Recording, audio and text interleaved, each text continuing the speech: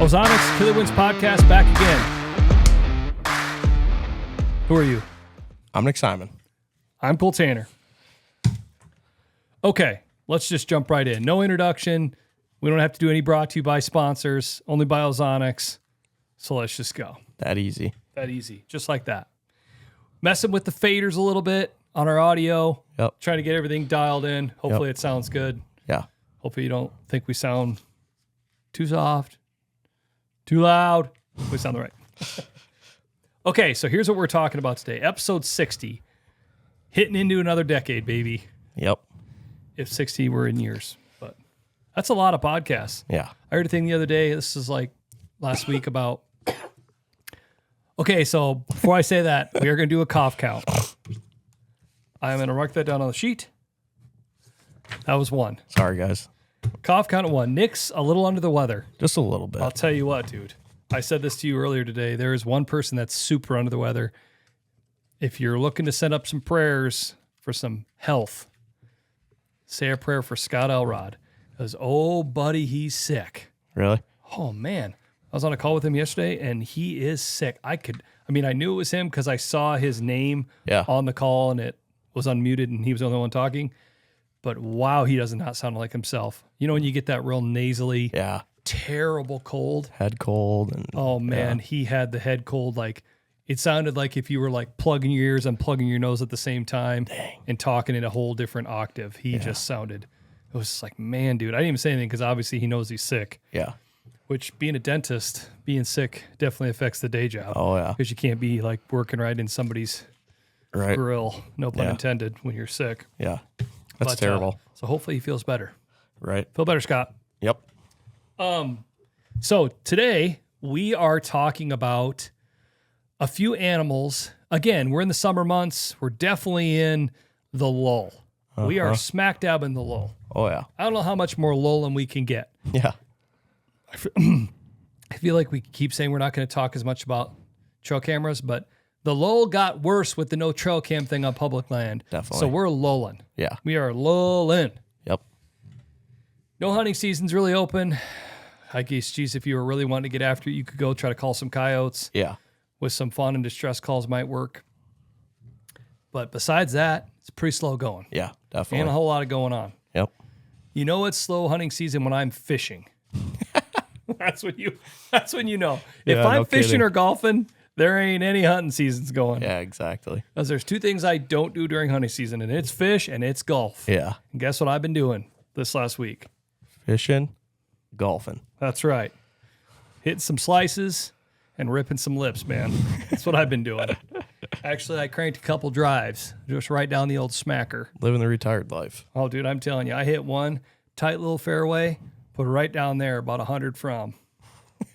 Then I actually had a really good second shot. Then I 3-putted, but it was a par 5. So, what do you do? Hey, walk away with the par, man. Exactly. Hey, get to the next hole. Par golf is good golf. Yep, that's right. Especially when you're playing scramble. Sure.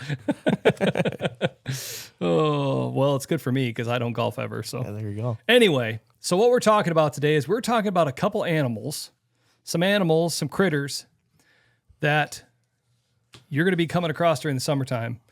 I'll tell you what, one of the animals that we didn't include that could have been some, I don't even think I want to include it because I don't even like to utter the name of it.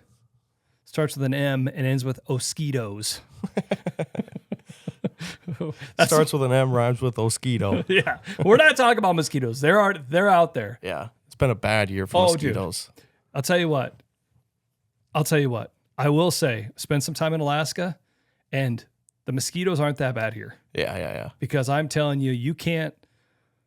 I literally bought some mosquito repellent from a buddy of mine that used it the year before. I bought it from Australia. From the land down under. Maybe I sounded like the wrong. This is powerful stuff. Yeah. Dude, it's powerful. You could like rub it on your shirt and it'll just eat right through your shirt. No, it won't do that. It's actually really good, but it is the best bug repellent. I'm not exactly sure what it's exactly called. I can't think of it right now. Shameless plug. It's really good. Yeah. But even there, those mosquitoes, they swarm you. You have to put a head net on.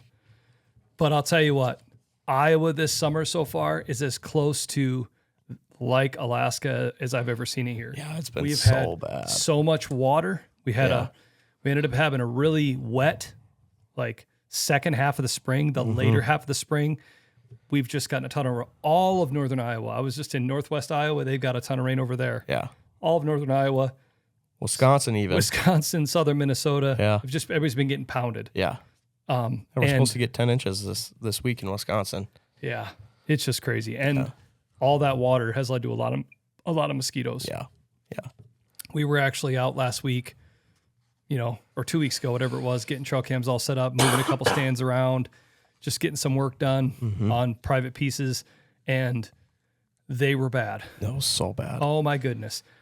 I mean, had thermocells burning too, and they still just were bad. I didn't put on the Australian bug repellent. I'm going to be using that from now on. Yeah. Plus the thermocell, but they were bad. Yeah. Oh my goodness, they were bad. Yep. Right before dark, they all decided to go to sleep. Yeah. But man, from about what time was that? That was on a Saturday, wasn't it? It was a Friday after work. It was a Friday I think after it was like 5:30. Yeah, from like 5 to 8:30. Gosh, it was just terrible. Yeah. For those 3 hours, I mean, it was like I'm at Cole. hearing the buzzing in your, I'm at Cole out at the place where we were doing the work. Yeah, I did go running. I remember that. Yeah, and I got there and I opened up my truck door to grab my boots, and like all of a sudden I'm like, oh my gosh, I'm getting like swarm. So I grabbed my boots and then hopped in the driver's side, shut the door, and then the inside was all covered with them. I'm like, oh my goodness. It was so bad. So bad. Okay, so we're not talking about mosquitoes. No. But not anymore. Yeah. We're not. So what we're doing is I think one of the fun things when I go out hunting, and maybe I'm just a dork like this, is I really enjoy, learning about and understanding, not only what I'm hunting, but where I'm hunting or what other animals I might run into. I think kind of like, I mean, you know me, I'm a facts guy. Yeah. I love fun facts. Yeah. I love stuff that helps me have a better understanding, just have a deeper respect for certain things. You know what I mean? So I do think it's kind of interesting to learn a little bit of the history or just to learn more about whatever animals might be there. Yeah. And I think there's a few animals besides mosquitoes. Screw you, mosquitoes. Yeah. Since you're not in here, I don't think. Take that. Yeah. Well, we're going to talk about some other animals today that you'll see out there in the summertime. Mm-hmm. And what we've done, like we do a lot of times, we have a little riff sesh. But the big thing is I have got a bunch of information here. I haven't said anything to you about it. So we are going to get your candid responses. See what we can do here. Yep. But one thing I will do is I'm going to let you decide the order of how we talk about the animals. Okay. I had an order that I think would be good, but you can decide. So I will say the order that I think. So the 4 animals we're going to talk about, we're going to talk animals / things, lightning bugs, ticks, possums, and white-tailed deer fawns. I like that order. I was trying to kind of save the best for last. I like that order. That's cough number 2. Actually 3. Oh, sorry, I missed one. Cough 3. Thank you. Sorry. Okay. So, lightning bugs. I haven't started seeing lightning bugs yet. But it'll be here pretty soon. Yeah. Like they should be anytime. So we're going to start going through this. Okay.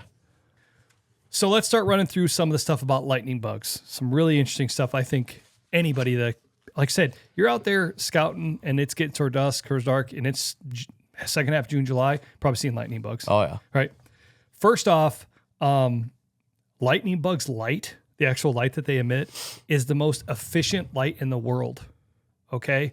100% of the energy emitted in their light is used for the light. There's no byproduct. It's 100% light.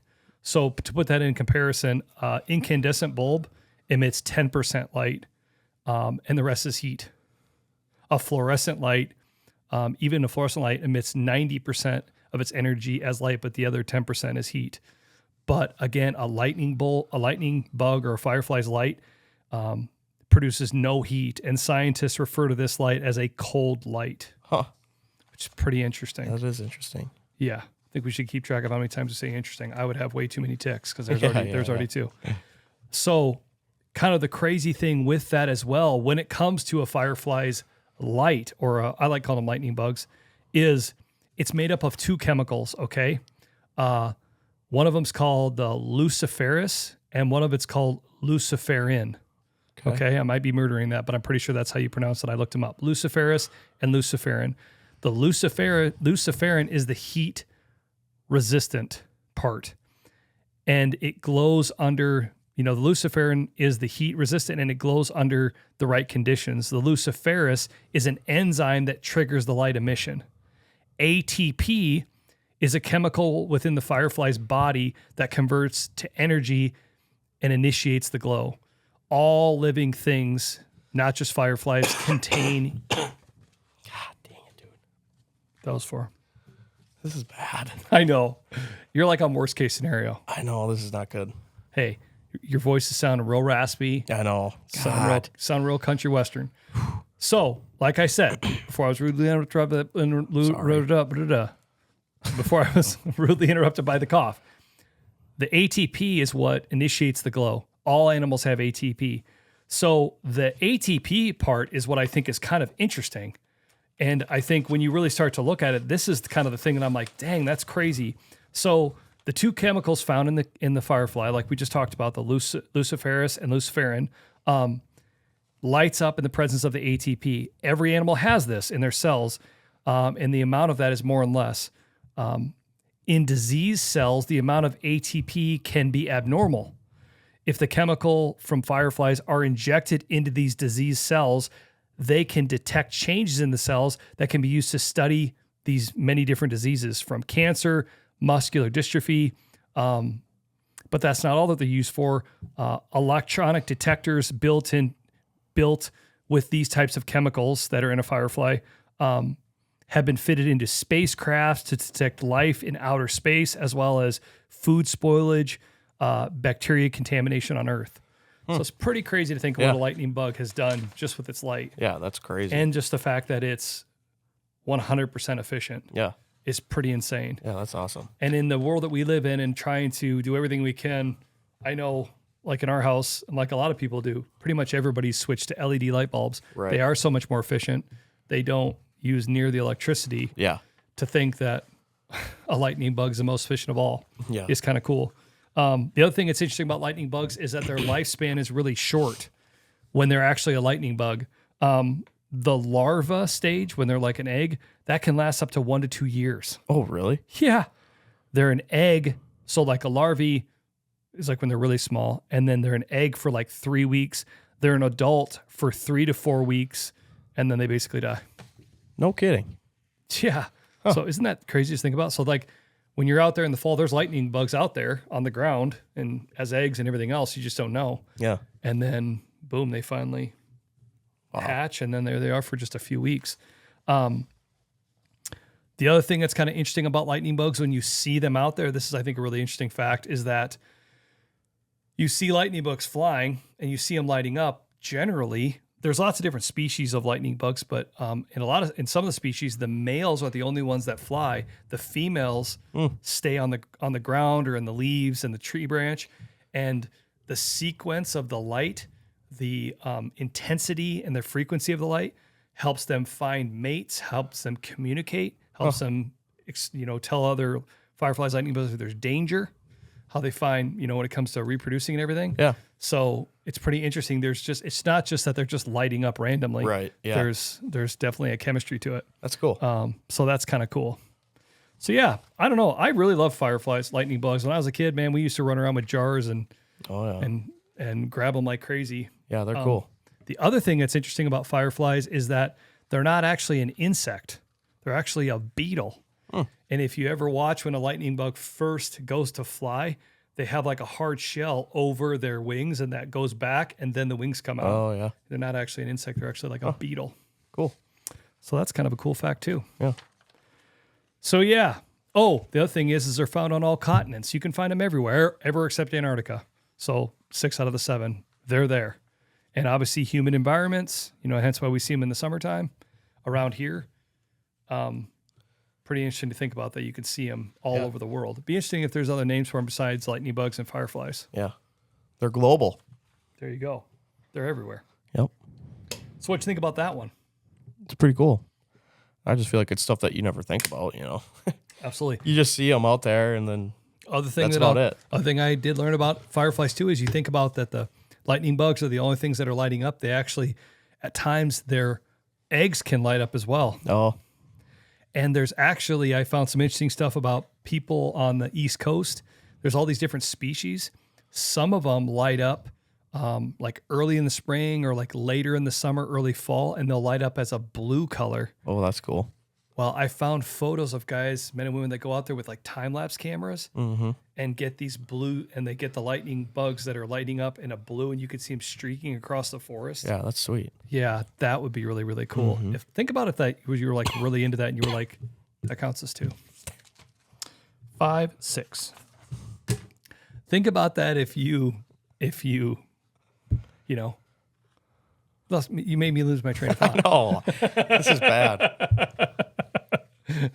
No, but I just wish that I could affect your voice on the sound effects, and every time you were going to cough, I had like a little thing that I could press, and it like went to the high pitch. So you coughed like you were like a little elf. But that'd be kind of cool if you were like really into fireflies Yeah. or lightning bugs. I keep calling them both. And if you were on a, like a real mission to find them and find these Yeah. like super rare lightning bugs that lit up these different colors, that'd be kind of neat. Yeah, that would be cool. I think I could totally get into that. Okay, that's all about lightning bugs. Man, that one flew right by, no pun intended. Flew right by. Lightning quick. Get it? Oh, man, that's not even that funny. Okay, next. Man, I almost didn't include this one. This one kind of almost went into the mosquito category because I don't even want to give mosquitoes the time of day. We've already given them more time than I was planning on. I was planning on just skipping over mosquitoes because nobody likes them. I don't really know what they're good for. I don't even want to find out. We're just going to forget it, mosquitoes. But this one is important and you got to include it. Yeah.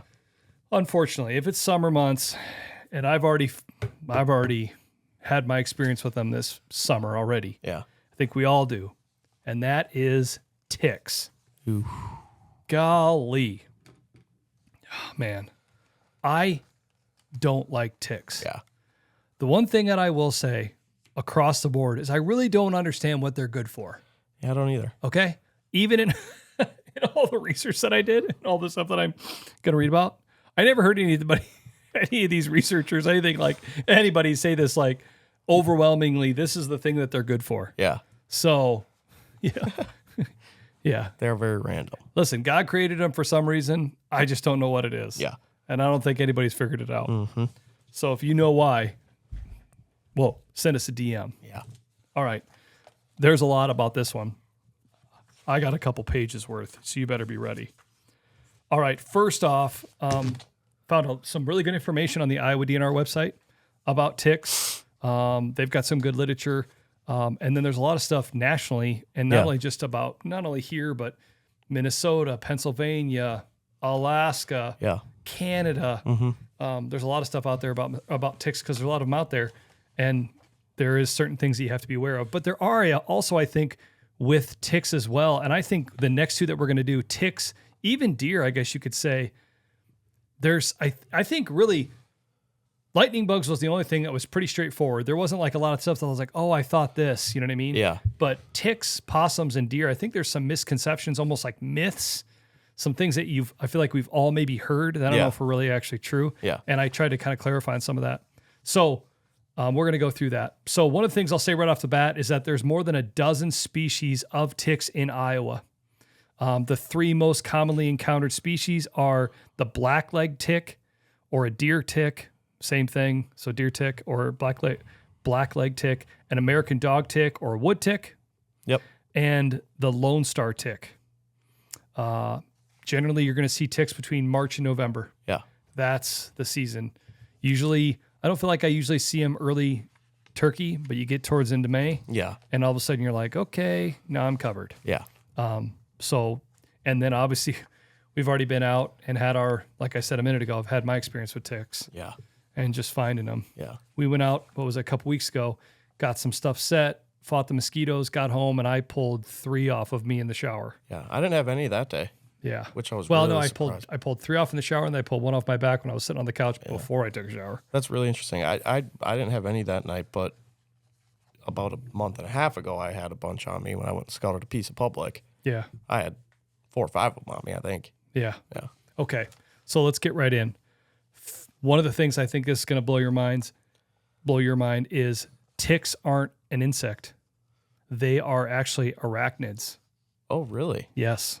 I guess I could see that. Yep. They're more closely related to spiders and scorpions than insects. Yep. Does that make sense? One of the other things that you can tell right off the bat, which is kind of something that's crazy, is ticks. It's not like when you see a tick out in the woods, it's not like you're always seeing adult ticks. There's actually stages of growth that they go through. One of the big things and kind of the high points of that is when they're in the larva stage, which basically means it's an adolescent tick. Mm-hmm. It has 6 legs. So if you see a tick on you and it only has 6 legs, it's not an adult tick. Adult ticks have 8 legs. Really? Yep. So kind of interesting. Yeah.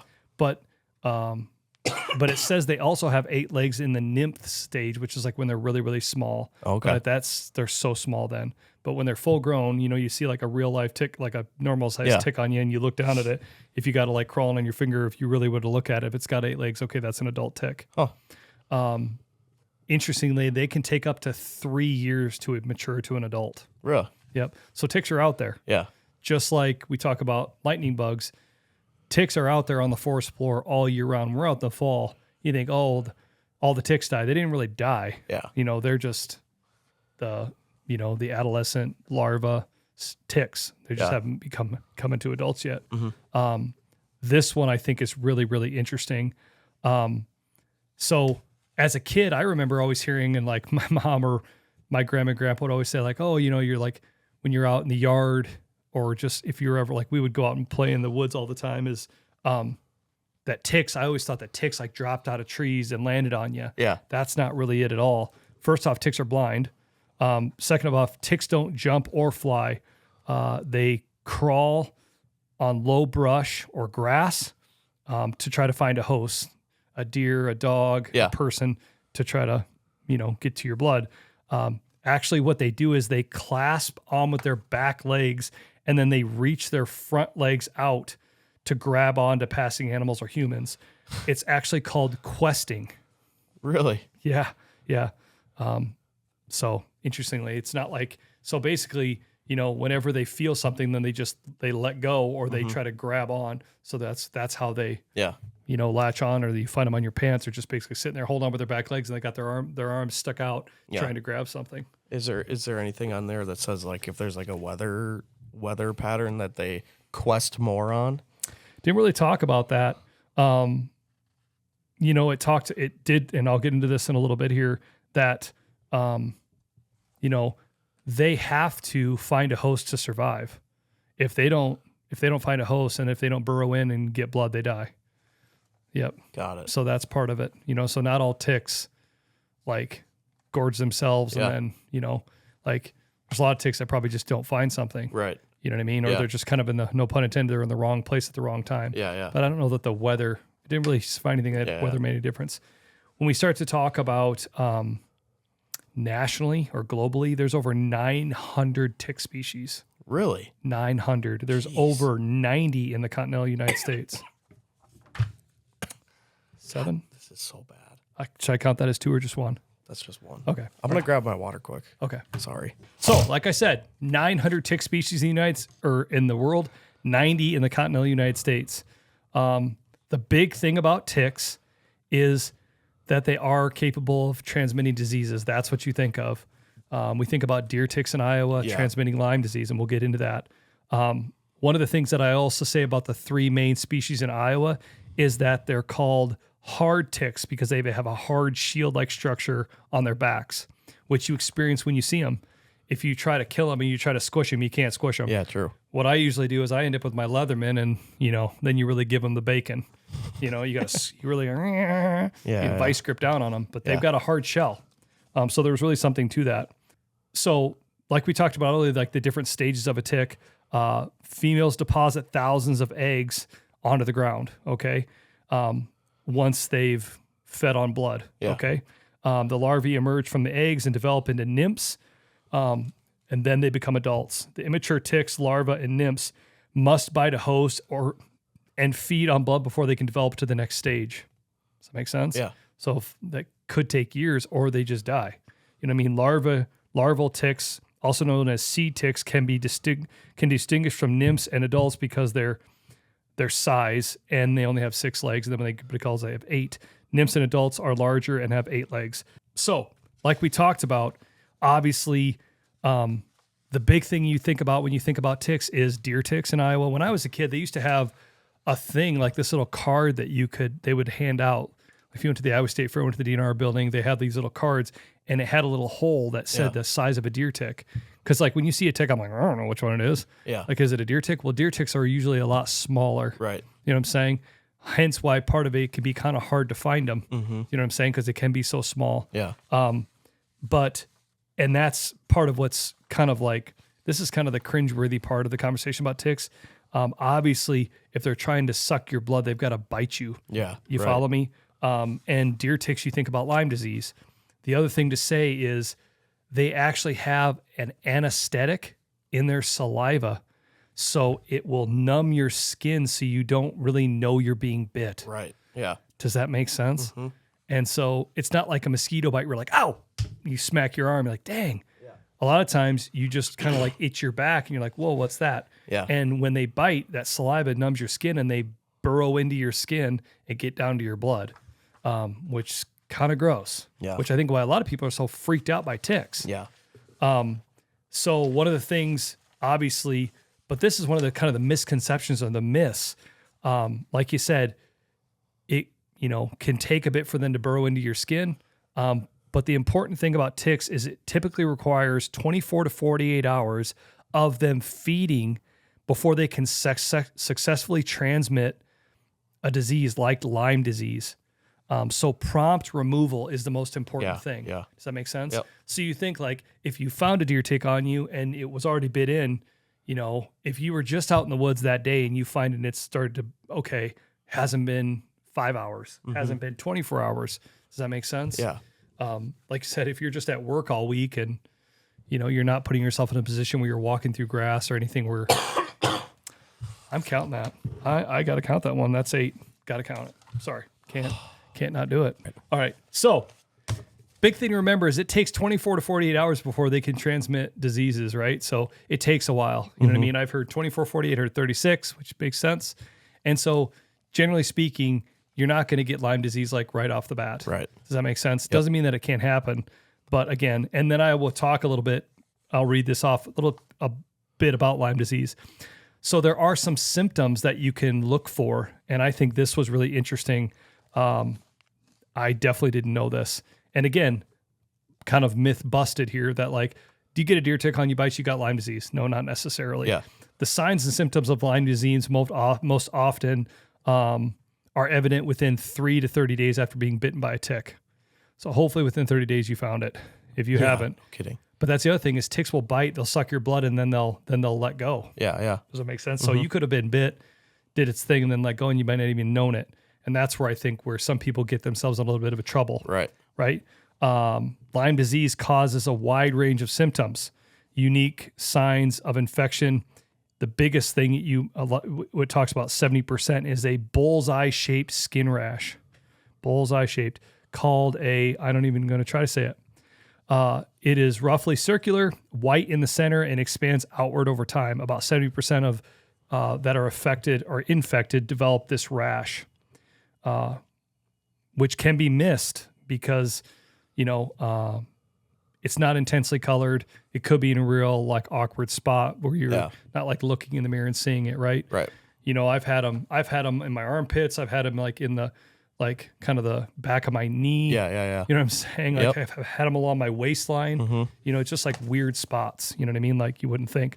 Then there are other less immediate signs and symptoms of Lyme disease, including arthritis, especially in the knees, facial paralysis, neurological and cardiac problems, general malaise, and fatigue. Successful treatment of Lyme disease requires antibiotic therapy, so an antibiotic, and the patients treated early in the disease process have a high chance of recovery. So the one thing I got a itchy nose. I will say I know somebody that was misdiagnosed with Lyme disease and like almost died. Yeah. And they didn't know what was going on. Like the family was like brought in to like say their goodbyes. Like they didn't know what was going on. It's just health went down the drain. And here come find out it was misdiagnosed Lyme disease. Come to find out he'd been bit by a tick. Jeez. So sounds kind of crazy. Yeah. But like you said, if you're a generally pretty healthy person and all of a sudden you're just starting to, some of these symptoms come up, like maybe mention it to your physician. To the doc. Yeah. So kind of crazy. Is there anything about like blood type in people that like ticks might be maybe a certain blood type they don't? I didn't see anything about that. I don't know why, but I swear I've heard that before. You know, maybe that was, I never saw anything about that. You know, the big myths that it talked a lot about was that like, you know, that like that ticks like jump or that they fall, you know what I mean? And then they like fall out of a tree. There's nothing to that. They do this whole, the questing thing. Basically you have to like, and that's why you, a lot of times, and like when you had them on you before, and when I've had a lot on me before, there was one time I was walking in public. I told you a story that I walked out there. Yeah. It was in the summer and I'm like, you know what? I'm just going to go for a walk today. And I got out to where I was going and I just stopped and looked down and I picked 25 off and I stopped counting and I'm like, okay. And that was the one time I was like, okay, this is kind of freaking me out. Yeah. And I kind of hurried back and then I counted a whole pile of them off me again. And then went home and took a real long shower and then really tried to like check myself over and check my hair and beard. You know. Yeah.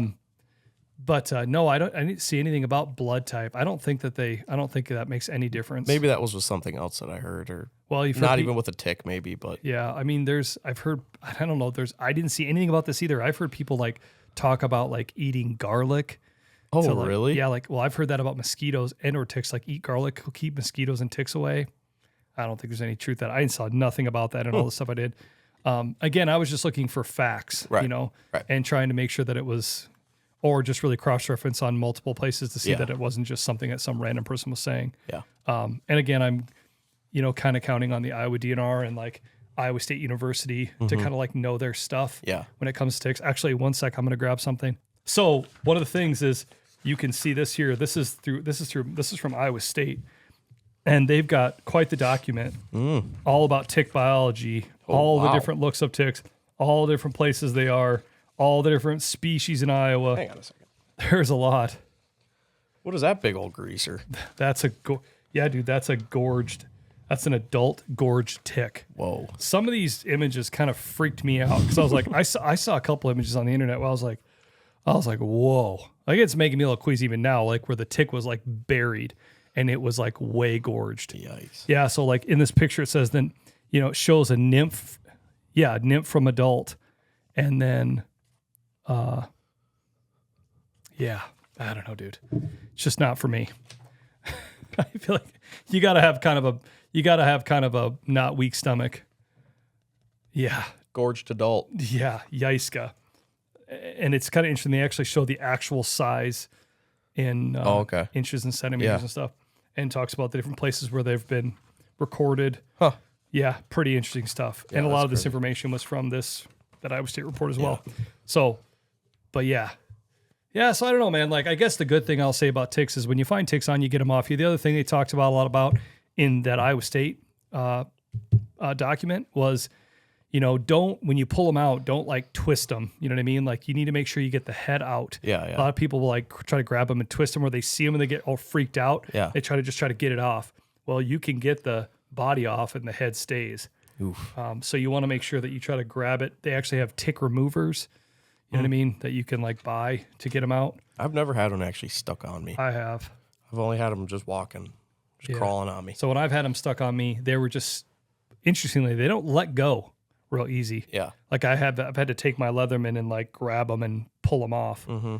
But then what I always do is I just grab them like with the tweezers or my Leatherman and really get a hold of them good, and then just kind of like pull them off slow. It's almost kind of like how my shirt is going like this, then it kind of goes like that. That's kind of what they do to your skin. One sec. Oh my God. That was 9. So yeah, moral of the whoa, that was 10. I'm gonna have to cut all this. No, you're not, dude. You got to keep it. We've got a cough count. We are at 10. Hey, this is real, man. This is what happens. Sometimes you get a cough. Listen, you can't always do a podcast when you're in good health. I've had to push through it a couple times when I didn't feel good. And you can go back and listen. You could probably play that footage right now where I sound a little elephant. Didn't really sound myself. All right. Maybe a little horse. Maybe elephant and horse put together. Okay. Maybe a little like this. You know, every once in a while, you just get a little nasally. You have a bad day. Most likely, your infection is going to get transmitted to me via the air particles, and I'm going to get sick. Gosh. Won't hear the end of that one. Okay. Hey, I'm sorry to just lose my cool. No, All I'm right. sorry too. I'm sorry. This Whole right. cough thing is just really throwing me for a loop. I And know. I can't put trail cameras on public land. Hey, you know what I was thinking? You know what I was thinking we should do after the pod? We haven't, every once in a while when you're at work, we need to have a little scheduled snack time. Snack time, maybe we should go get hot fudge sundaes. Maybe Maybe we should have a little, some warm tea. maybe an office meeting, maybe hot fudge sundaes, maybe a Dr. Pepper, maybe some hot cooks, you know? Maybe. We'll see. That's some hot chocolate cookies if you don't know. When you go to the till, you just say three cookies. I would like them fresh. I don't mind the wait. And then they know. Then they get you hot ones if you're trying to go to McDonald's and get some fresh cooks. So back to what we're saying. Okay. That was a little off subject, but that's the thing about ticks. Not every tick is going to give you Lyme disease. Takes 24 to 48 hours. Yep. The other thing that you can do, and it talked a lot about in all this stuff, is to try to mitigate and, you know, not get as many ticks on you. Wear long sleeve shirts, wear Right. pants, you know, and then obviously when you get home, just be cognizant. Try to take a shower, try to get cleaned off, check yourself over, you know, girlfriend, husband, wife, go through your hair quick Even wash your clothes. and wash your clothes. Because where I live right now, I don't have a washer and dryer, and I wore a pair of pants, had some ticks on me. I got them all off my body, but then like 2 days later, Yep. I was literally going to do laundry, and there was a tick crawling on it. Oh yeah. So, Tatum had a tick on her this year at our house. oh She really? lost it. At the house? Oh yeah, she knew it was from me. Oh, yeah. She had to have been, or from Jet, you know. And she was just like, "I found a tick on my arm," and I'm like, "Sorry," you know. She was all mad at me, but yeah, there's a lot of truth in that. Yeah. Yep. Okay. Marking it off. Ticks off the list. Okay, this one, I already said what the animals we were talking about, but this one, I think plays right into ticks. Yes. And I also think it's one that people might not have thought about to think about in the summertime. But we'll talk about why you might think about it in the summertime. And we'll also talk about the fact that I know just for whatever reason seem to see, that was a tongue twister, seem to see a lot of possums Yeah. during the fall. You see them walking around. Oh yeah. Okay. So I thought we'd include it. First thing I'll say, big highlight about possums. They are way misunderstood. Way. This was the one that I was like, dang, I didn't know any of this stuff. Okay. First off, and maybe I'm just not very smart, I didn't even know how you spell possum. Okay. If I would have been on Wheel of Fortune, guess what? Wouldn't have won the prize on that one. Starts with an O. Yeah, Oh, watch out. Opossum. Yeah. What? If you're learning the English language, that is one of those things you're like, all right, write the Webster Dictionary. Why does it have an O at the beginning? That's kind of stupid. Okay, just saying. Okay, we're going to say that right off the bat. Next big one. I'm going to have you guess how many species of possum range across Central and South America, just those two. How many species? 46. 110. Let that soak in. 110 species of possums. You got all those species together, you probably get overrun by possums. That's a lot of possums. 110 different species. This is the fact that you are going to be like, No way. Possums are actually a marsupial. Really? They're the only marsupial in the United States. Huh. There's some marsupials in Mexico, but did you know that a possum is a marsupial? No. Yeah. Now I do. Yep. We're gonna get real technical here, okay? And if you're youngin', I'm gonna say some things. Okay, I'm gonna say some things. Maybe you have to bleep out. But I'm just saying what it says on the paper. Okay. Just being all scientific. Just trying to be professional here. We'll go for the big ones. Possums are marsupial. Their breeding season is late January into February. Who would have thought? Rutting in January, February. Who would have thought? Okay, that's a big one. Okay. Sometimes they get bred again in May. Okay, just so you know. Average litter size for possums is about 8. Their young are born 2 weeks after the egg is fertilized. Okay, they're very, very immature. The average weight of a newborn possum is 0.0056 ounces. What? They're the size of a honeybee. This gets really interesting.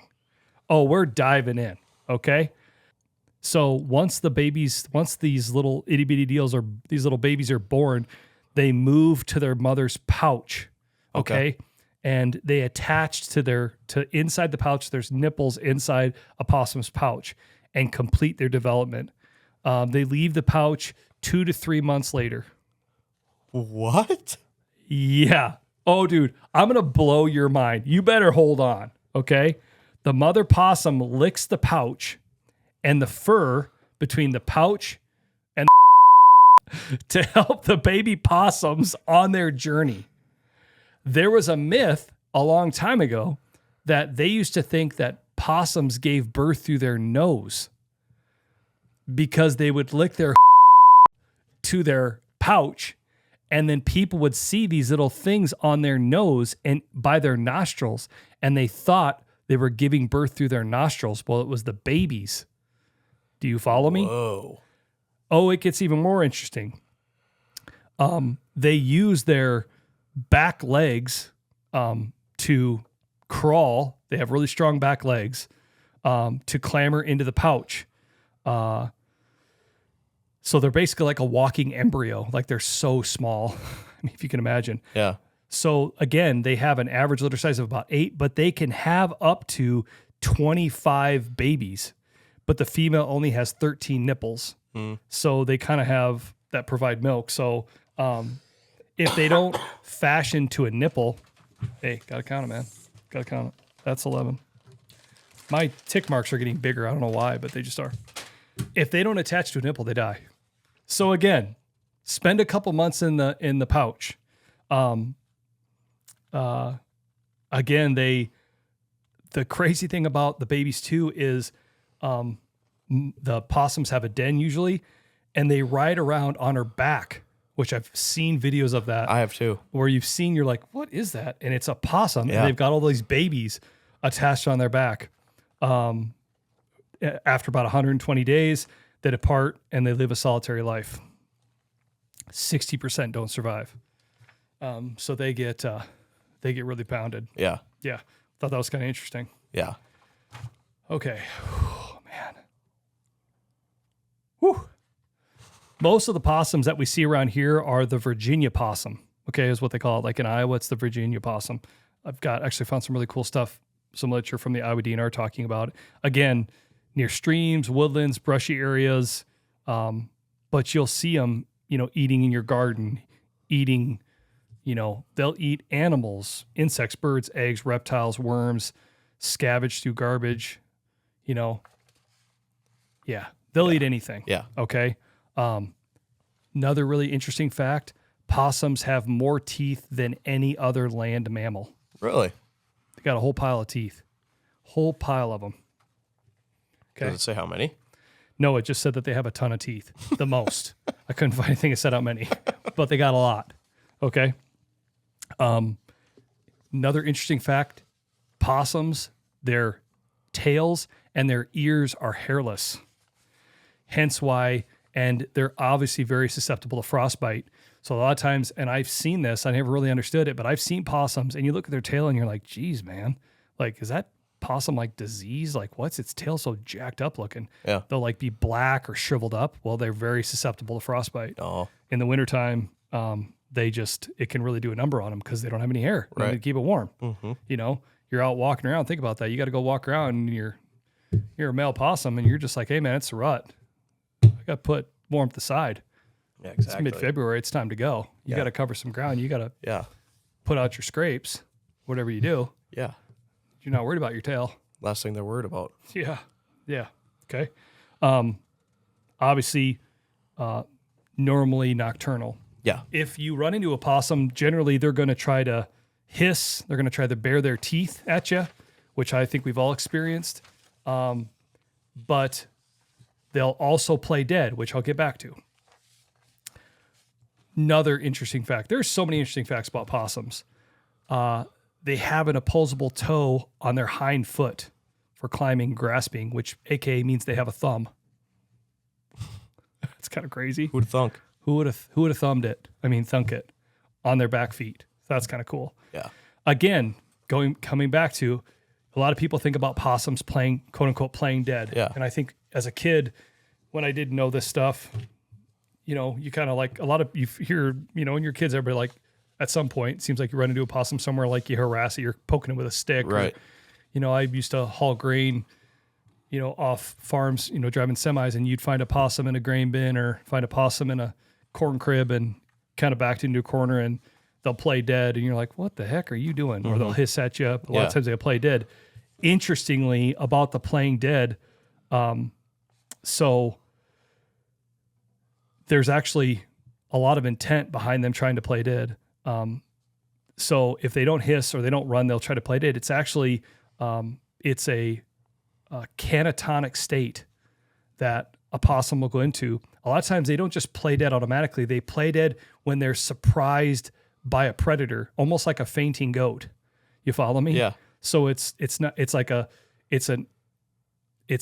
where they faint and they go into a state of unconsciousness, and the possum has no control, and it's an involuntary reaction. Do you follow me? Yeah. So if you like scare a possum enough, it basically goes into this playing dead state. And it does appear to be dead. A lot of times their teeth will be visible. They have like a death grimace on their face. It looks like they're dead. And they actually have a foul substance like poop or whatever that comes out of their butt, and it smells really bad, like death, like a corpse. When predators are confronted, it appears to be dead, unhealthy prey. They don't want to eat it, so they just leave it alone. Huh. Yeah. Yeah. So it's just kind of crazy to think that like maybe that's how a possum dies. Like it just all of a sudden a coyote jumps around the corner and you just like, and you fall over and then you just never wake up. The coyote's like, whatever, I've seen this before. Yeah. Lunch, baby. So kind of an interesting thing. Yeah.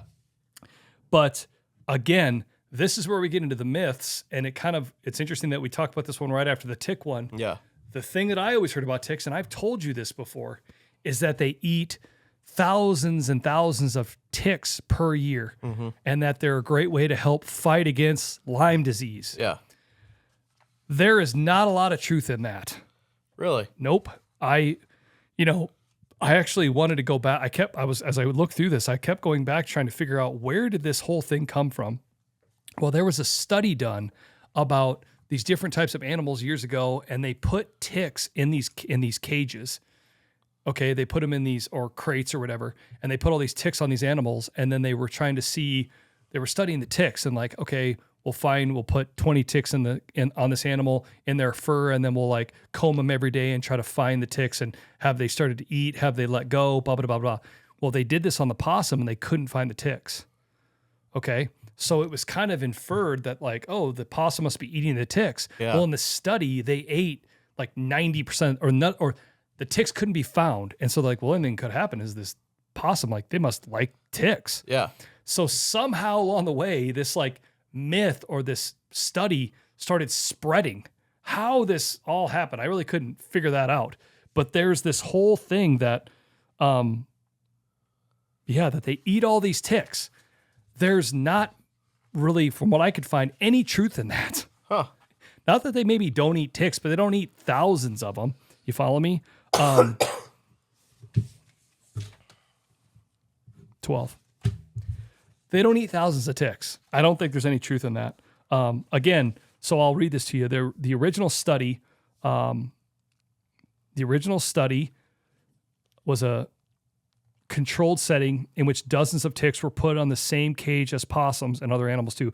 Possums are like very, very facetious. I don't know if that's the right word, but groomers. Like they don't like to have almost like a cat, right? They're constantly just grooming themselves. They want to have their coat nice. Yeah. And actually they're practically odorless, except for when they're trying to play dead. Yeah.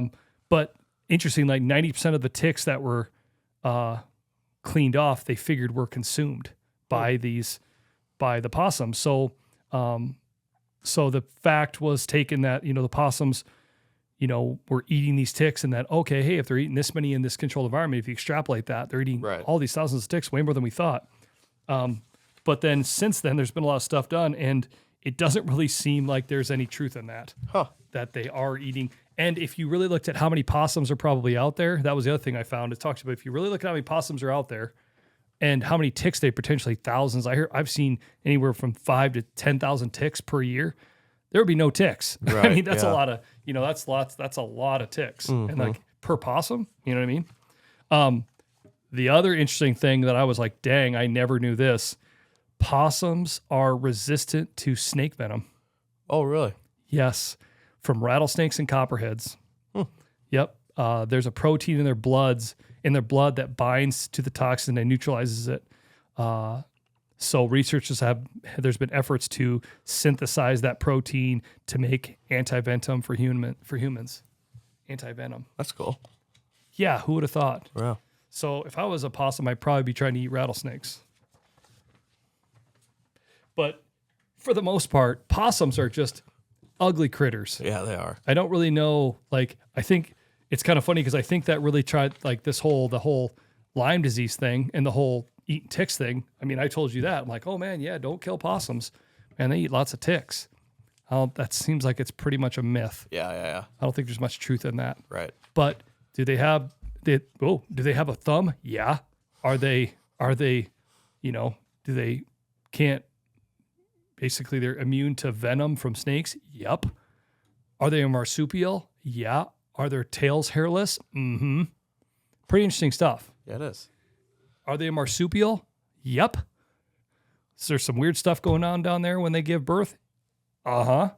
Do they got a whole lot of teeth? Yes, they do. Yes, they do. Yep. But don't know really what they're good for. A lot of teeth. Yep, a lot of teeth. Okay. Final. Now let's get to the fun one. This is the one that I think you're going to be like, oh, snap. So I have got, and we're talking whitetail fawns. Mm-hmm. I have got a big list of facts that I'm just going to run right down. Okay. And there is a lot here. Let me start. Well, let's just jump right in. First off, I knew some of these things, and you do too, but it's just kind of nice to really get the facts. Does drop their fawns approximately 200 days after conception. Yep. Okay. Fawns average 6 to 8 pounds at birth. Pretty small. They can weigh up to 60 to 70 pounds by their first winter. Okay. If a doe was bred the fall that she was born, so she's like, I would call it like a yearling. Yeah. I don't know why. For me, they're fawns, then they're yearlings, and then they're does. Yeah, That's what I call them. I don't know if anybody else calls them that, but that's, if I see a young fawn, if I see a little doe out there, I call it a yearling. Mm-hmm. If that doe is bred that first fall, generally they'll have a single fawn the next year. Does that make sense? Mm-hmm. So yeah, I thought that was pretty interesting. And then subsequently, they'll a lot of times have twins or triplets. We've talked about that in previous podcasts. Yeah. And that's one of the facts. Does that are a year and a half old or older generally have twins and occasionally have triplets. This one was kind of interesting. Newborn fawns typically stand and nurse within 30 minutes. Oh, really? So they get right up. They Yeah. don't wait around. Yep. Think about that. We don't even crawl until 9 months. Yeah. And they're walking after 30 minutes. That's 13. 13. That was 13. Fawns typically walk after 30 minutes. Fawns are capable of, they stand within 30 minutes. They're capable of walking within a few hours. Pretty interesting stuff there.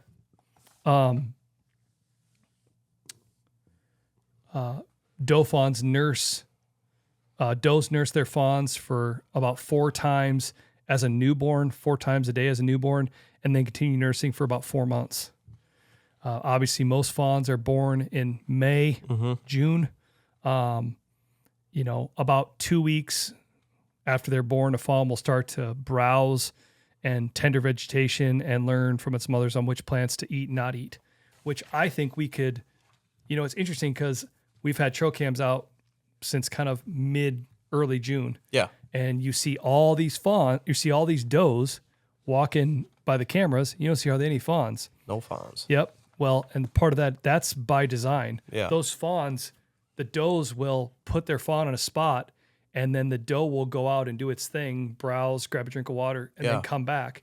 So they'll leave their fawn in a spot, and they'll be within, it talks about within, usually remains about 100 yards away from the fawn, but it won't be right next to it. It might go back over to it, nurse it. When it's really little like that, it just kind of lays there. Yeah. But then as it gets a little bit bigger, it may move the fawn and then go out again. So it's almost like the fawn is the anchor, and then the boat kind of goes out from it then comes back. Because we haven't really seen, because you see all these does, even when we've been out driving around, we're like, man, you've seen a lot of does, aren't seeing any fawns. You're like, is there fawns out there? Well, they're out there. Yeah. They're just not walking around. Okay. So getting back to it, and again, generally, does move their fawns within 3 hours of being born.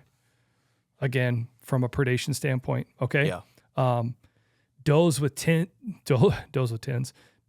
twins typically stash them in thick cover in separate locations when they're born. So move them from one spot to the next, or keep them in different spots, which is kind of crazy. Again, does are usually within 100 yards of their fawns. Fawns spend 90% of their time bedded in the first weeks of their lives. So they just kind of lay there. Yeah. They lay there and hide, man. They don't want to try not to be found. Yeah, exactly. And then again, newborn fawns typically nursed. This says 2 to 3 times. I've heard 4 times, and increases 6 to 8 times over time. Yeah. Gets that 6 to, can get more. Nursing is usually about 20 to 30 minutes. They say that about a 3-week-old fawn can outrun most danger at that point. Okay. So once they get to about that 3-week mark, 3-4 week mark, they got a lot better chance. Yeah. When they're just laying there, that's when it can be tricky.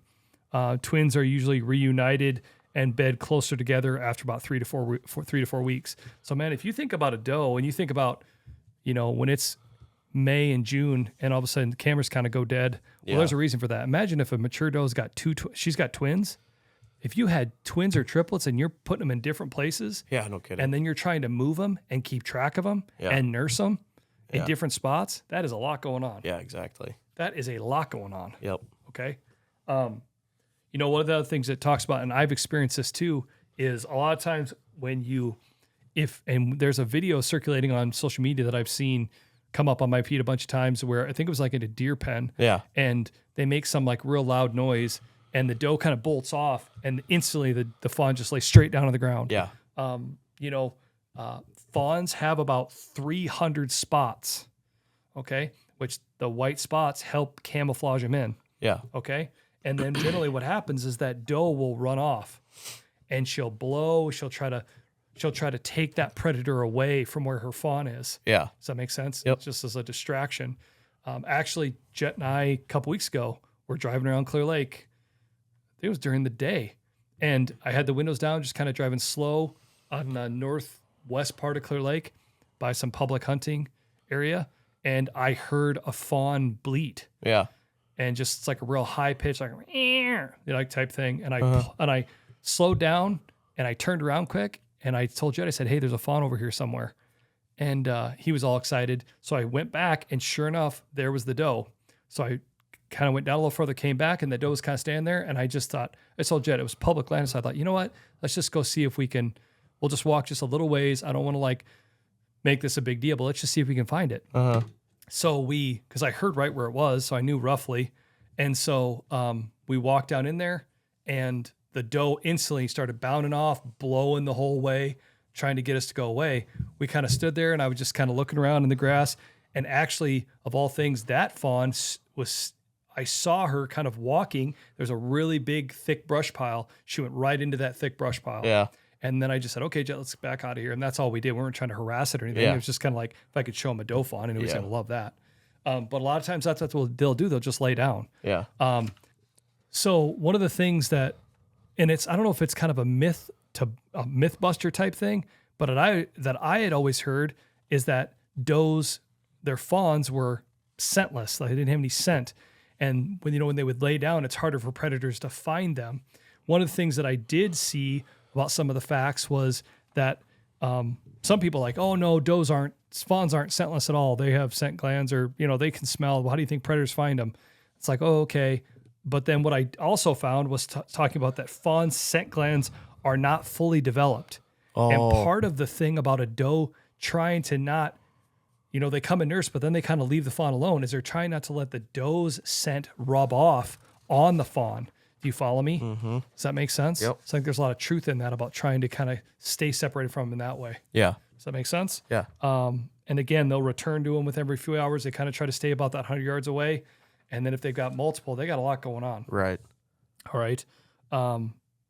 So the other thing that was kind of a myth buster thing that, again, I found so much kind of contradicting information was about predation. Yeah. Okay. I just couldn't get to the bottom of how many fawns make it through. Always hear talk about and we've said this on the spot. I remember last year about this time we were talking about, man, you want to get out there and do something, go out and kill some coyotes. Yeah. They do a number on fawns every year, blah, blah, blah, blah, blah. There was a thing years ago about, I don't know what agency it was, put a trail camera over a coyote den, and there was like 30 fawns that got drug into the coyote den. Yeah. I think we've all heard that story. Yeah. You know what I mean? Again, couldn't find that story on the internet. And then what we actually did is we went right to the source. We have a contact at the Iowa DNR, and we just asked them, Yeah. hey, what's out there for what's the predation, of coyotes on whitetails? And I'm actually going to read this verbatim so you guys completely understand the context of what we were trying to say. So you reached out and you asked, do you guys have any recent numbers or research from the Iowa DNR or anything else on how many fawns get killed by coyotes each year? Mm-hmm. We're doing podcast. Cole was just wanting to make sure that we had accurate and up-to-date information about the research that is being done. I'm paraphrasing a little bit there. And then, we're finding a lot of conflicting reports on the internet so far. And I thought, well, if anybody knows, they would know. Yeah. So this is what we got back. The last fawn predation study conducted in Iowa involved 48 radio-collared fawns. The survival rate was 70% at 60 days post-birth, which is fairly typical for the Midwest. Suspected predation accounted for 19% of all fawn mortalities, and we can assume coyotes were the primary culprit. So again, the survival was 70%. The mortality was suspected predation was accounted for 19%. Yeah. That's a kind of pretty low number. Right. You know what I mean? A lot lower than I thought. I was like, huh. However, other studies in the Midwest found that 70 to 80% of fawn mortality is due to predation. Yeah. 70 to 80%. That's more, I think, what we've all heard about. Yeah.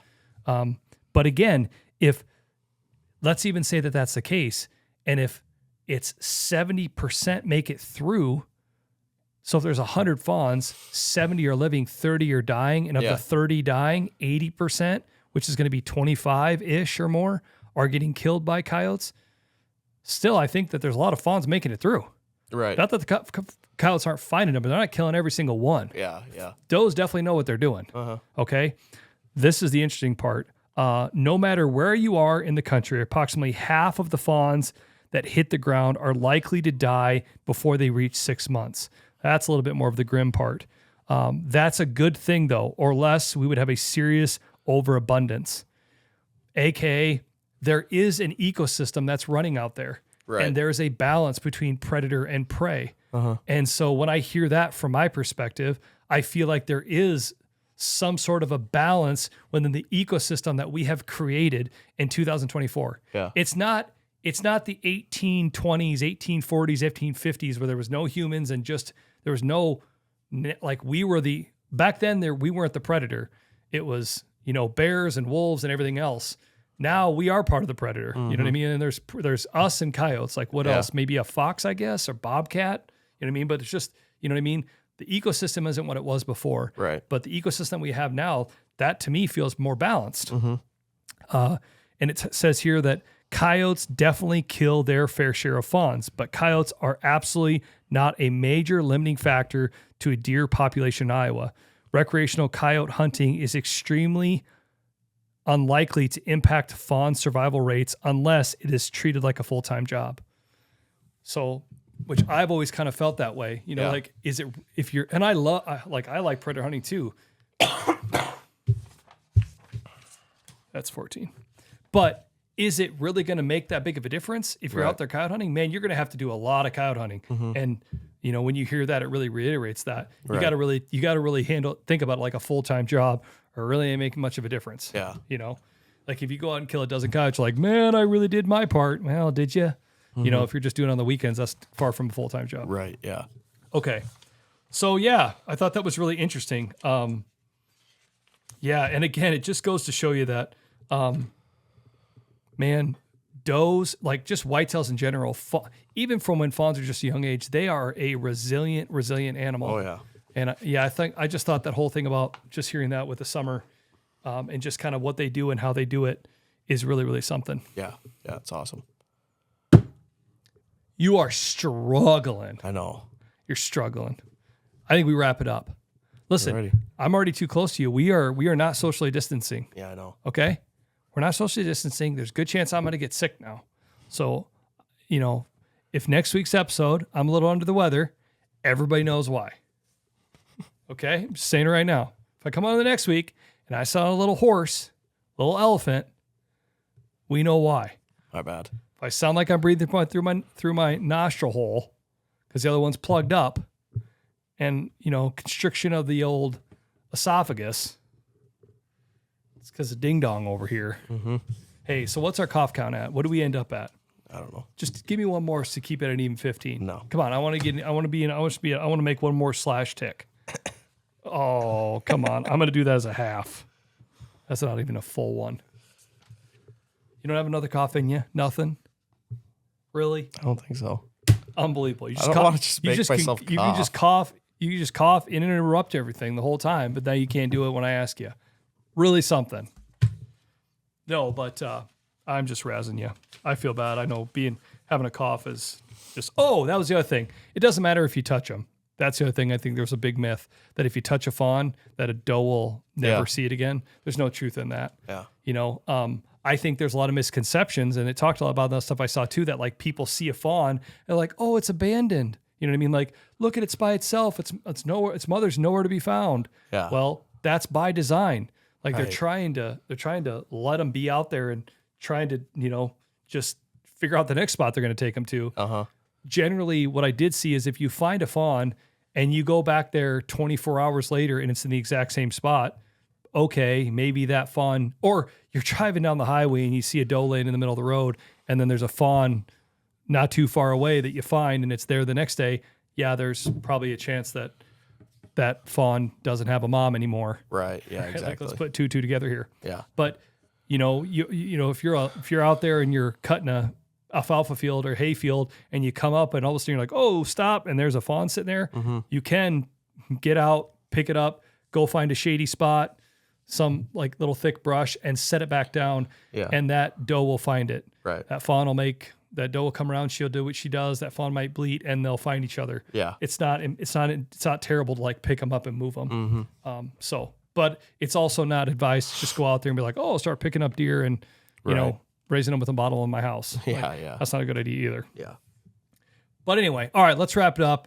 Hey, you got to take some medicine, man. You got to take something. You need to get some vitamin C, maybe get a little electrolytes, Yeah. Something. Maybe do some jumping jacks. Yep. Jumping jacks are always a good thing. Just get the blood moving a little bit. All right.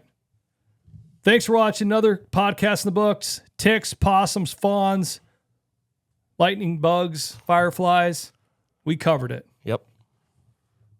I'm Cole. That's Sick Nick. Over and out. See you next week. Stay classy.